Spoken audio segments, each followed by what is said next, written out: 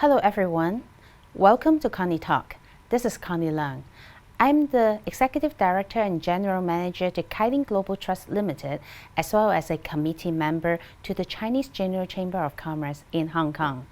With over 15 years of experience in the financial industry, we realized that there are many good people who are worth to be interviewed, featured, and also to share some good experience with us about their working journey. So today, as our first elite interviewer, we have invited Mrs. Janice Choi. She's the advisor and legal director to the Sunwah Group, as well as the standing committee member to the Tianjin Municipal Committee of the CPPCC. Welcome, Janice. Thank you. According to the 14th Five-Year Plan, one of Hong Kong's major roles is to be East meets West Center for international cultural exchange. Mrs. Choi is definitely one of the best persons to speak about the topic. She has been the Hong Kong Philharmonic Orchestras Board of Governors for more than 20 years and was Vice Chairman for 6 years.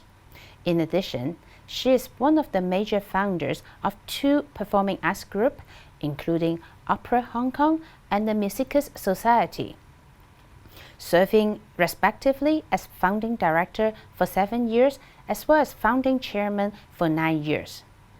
In addition, she was also the honorary advisor to the Chinese Artists Association in Hong Kong, as well as the board member to the Hong Kong Arts Center and the chairman of the Cultural Committee of the Chinese General Chamber of Commerce in Hong Kong. Welcome, Janice, and please do share with us with some of your good experience. Thank you, Janice. Thank you, Connie, for inviting me. Hong Kong has already been an East meets West Center for International Cultural Exchange, and is a world-class one. We have one of the best orchestras in the world, Hong Kong Philharmonic, which got the internationally reputable Gramophone Award, the Orchestra of the Year in 2019. And we also have one of the top 10 art schools in the world, the Academy of Performing Arts, and we have the second largest global turnover of art pieces trading, and is one of the 4 places where Art Basel stays annually.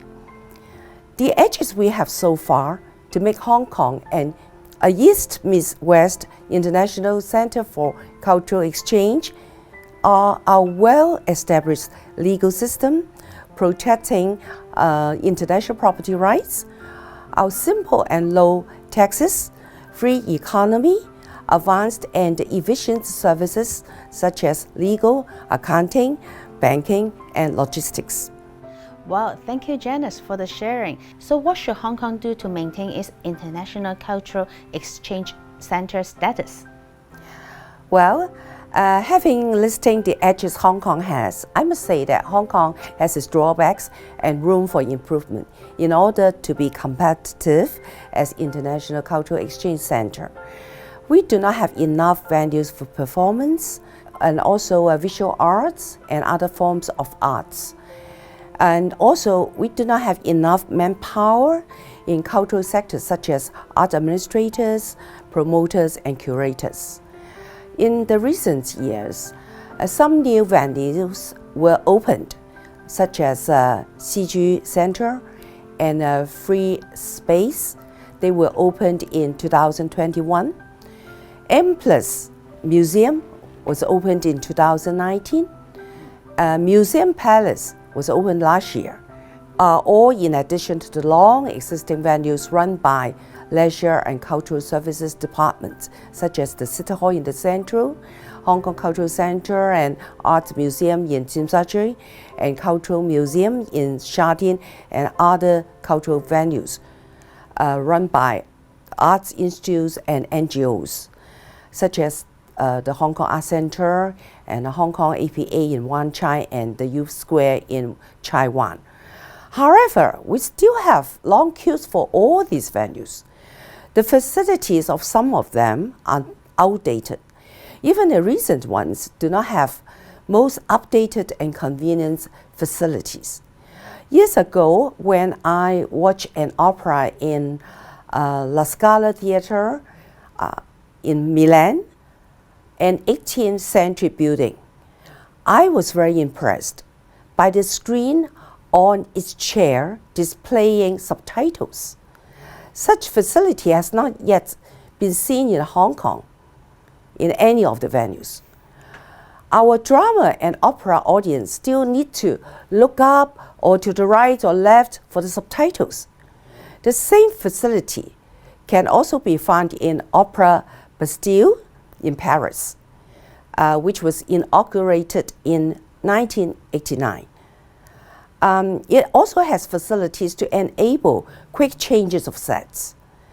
I hope all these facilities can be found in the Lyric Theatre complex of West Kowloon Cultural District, which is yet still under construction, as you know. Apart from hardware, we also need software, such as arts management teams and administrators, as well as artists and performers. For managing the venues, the hardware, we need venue management teams. For exhibitions, we need curators. For performances, we need artists and backstage production teams. For all of them, we need art administrators, including marketing and developing teams. Though Hong Kong APA was set up since 1984, not many of their graduates are hired by the 9 major government-subvented performing arts groups. Therefore, many performers have been recruited from the mainland or overseas. For art administrators, as there are not enough of them for all the art groups in Hong Kong, the experienced ones change their jobs frequently from one art organization to another, like playing the music chair game. The School of Theatre and Entertainment Arts of Hong Kong APA offers stage and event management program. Other local universities, only 6 of them, offer art administration programs, and most of them are master degree programs or diploma short courses. So I suggest for short and medium term, the government should support and enable the import of talent and professionals for the cultural sector, while for long term, more grants and scholarships should be given to undergrads of Hong Kong APA students for further studies, and subsidies be given to local arts groups for providing internship jobs for undergrads and fresh graduates. Further, local universities should be funded for providing undergrad program in art administration and management.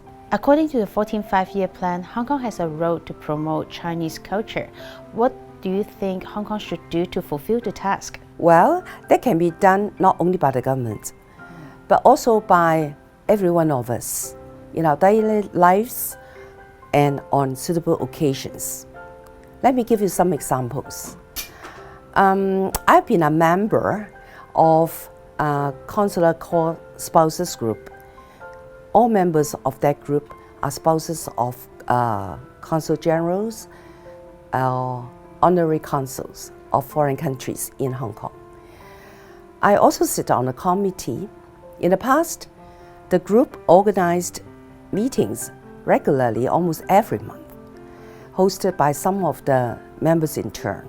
On one occasion, Japanese Consul General's wife hosted a lunch meeting at her home, and she invited a Japanese designer, kimono designer, to give a talk on kimono, and a few pieces of kimono were displayed. On another occasion, Indian Consul General's wife also did something similar at her home with Indian national costume. And also at some meetings, the hosts introduced their country's cuisines or traditional culture. Well, that gave me the idea of inviting them to perform Chinese cultures at the annual celebration dinners of International Women's Day organized by the business sector's women in Hong Kong. So On one occasion, for one of the dinners, I hired a Tai Chi master to teach some of them Tai Chi and invited them to perform on the stage in Chinese martial arts costume. They were very happy about that. And even after the performance, they still continue to practice it at home. Nice. And also the next year, I taught them to sing a song in Mandarin and in Putonghua, which I think you also know. That is the moon represents my heart. They like it very much and enjoy singing the song on the stage. For another year, the theme of the dinner was qipao. But none of them had any qipao because they just arrived. I mean, the spouses of the consul generals. So I hosted a lunch meeting at my house and invited those of them who were interested in performing at the dinner to come, and also a couple of qipao designers. And during the lunch, I let them introduce what they have designed and let the ladies choose their desired designers among them. So after the matching was done, the ladies contacted the designers for making their qipao. Well, finally we have the qipao catwalk, and it was a great success. And their consul general husbands were all there, standing up, taking photos and cheering. Well, these are only a few examples of the ways of promoting Chinese cultures. There are still many other ways of doing that. My husband founded many cultural centers overseas. At these cultural centers, local students there learned Chinese cultures such as the language, songs, martial arts, and also music instruments. A few years ago, when the then chief executive, Mrs. Carrie Lam, visited Hanoi, Vietnam, she also visited the cultural center. When she chatted with the students there in Putonghua, she thought they were from the mainland because they spoke so well in Putonghua. That's very good. Last December, our family foundation organized a cultural event at the Hong Kong Palace Museum. The event was called Thousands of Miles of Rivers and Mountains at the Palace Museum, where there were performances of Dunhuang dance, Wuqing, and Chinese chamber music, as well as broadcast of thousands of miles of rivers and mountains symphony by a Western Philharmonic Orchestra. Many consul generals and heads of the foreign chambers of commerce were invited to the event. They were all very impressed and pleased by the Chinese cultural performances at the events. And I think that's another way of promoting Chinese cultures. After the pandemic, Hong Kong is now fully open again and welcomes you to come and visit us. The Hello Hong Kong campaign has many different initiatives to encourage you to come and visit us and also to share with us with your culture's heritage. So without any hesitation, please make your trip and come and see us very soon. This is Connie Talk, and we look forward to seeing you in our next episode. Thank you.